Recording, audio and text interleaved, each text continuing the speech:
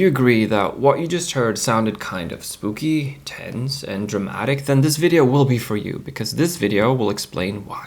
Hi, my name is not important.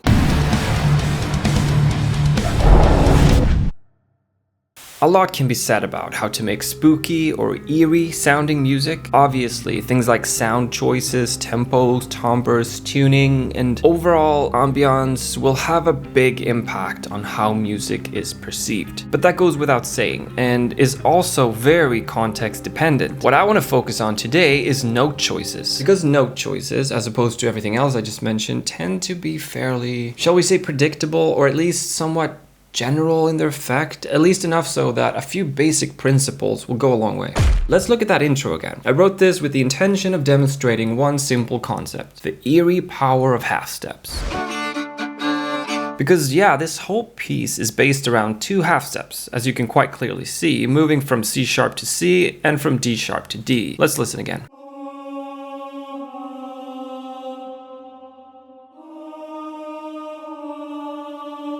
Now, I wanted these half steps to be firmly rooted in a kind of a C minor-ish type of sound, so I emphasized the C note with some additional pads and choirs, and I also added the G note to our main voice choir type sound, just to anchor that sound in a bit further. And with all those elements, it sounds like this.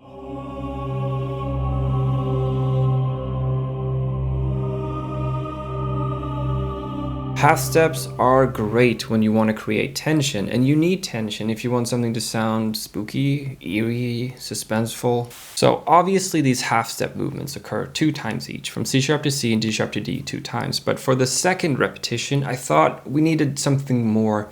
It needed to evolve, it needed to grow, it needed more tension. So for the second repetition, I introduced a lot more notes. Let's listen again.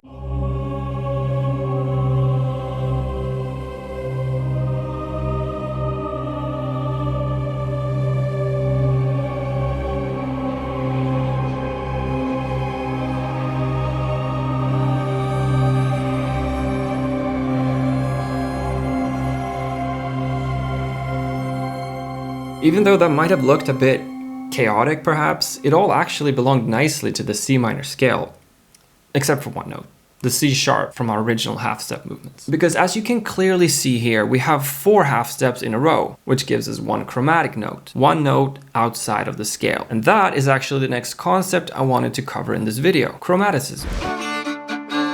Basically, we can look at this in 2 ways. Either that C sharp is borrowed from C Phrygian, or we are in C Phrygian and the D is borrowed from C Aeolian, or C minor. It doesn't really matter. The point is that using chromatic notes, or notes that don't belong in the scale, or a combination of notes that don't belong in any scale, is a great way to create eerie, suspenseful melodies. In our previous example, the chromatic note was either the second or the flat second, the D or the C sharp, depending on how you want to analyze things. But either way, C minor was definitely our anchor for the piece. For our second example, let's do something similar, but let's go for a different chromatic note. And why not pick an old family favorite and just keep it simple, keep it wholesome, and go for a real spooky cliche, the tritone. And this time, let's do it on guitar. So let's go for something like E Phrygian, so we have that flat 2, with an additional tritone as well. In the case of E Phrygian, our chromatic note is an A sharp, or a B flat, if you will, because the tritone is either a flat 5 or a sharp 4, 2 names for the same note. The point is that it is a dissonant interval that is basically begging to be included in anything eerie or evil sounding. I mean, listen to this.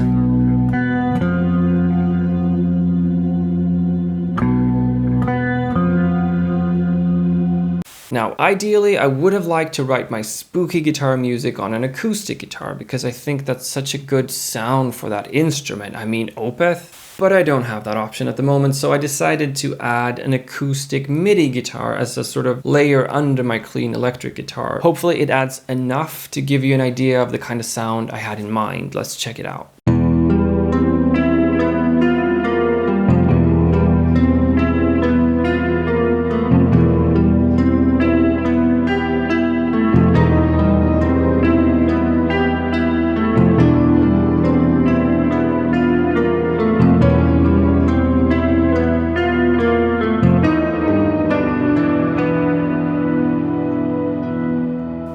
So yeah, forget about scales and focus more on things like half-step movements and chromatic movements, because things sound eerie because they are unexpected, they are uncomfortable, they're tense, and you don't typically get that without breaking out of diatonic patterns. And that's actually all from me for today. I hope you enjoyed this little Halloween special, and if you did, please feel free to check out some of my other videos if you feel so inclined. I would greatly appreciate it, because YouTube has gotten weird lately. I don't know if you know this, but since the summer, views have gone down for a lot of people. A lot of YouTube creators are having trouble. Maybe it's AI, maybe it's the insane amount of AI videos flooding everything. I don't know, but times are tough. So please check out my other videos if you enjoyed this one. Thank you. But either way, I hope you have a great day wherever you are in the world, and please take care out there. Bye-bye.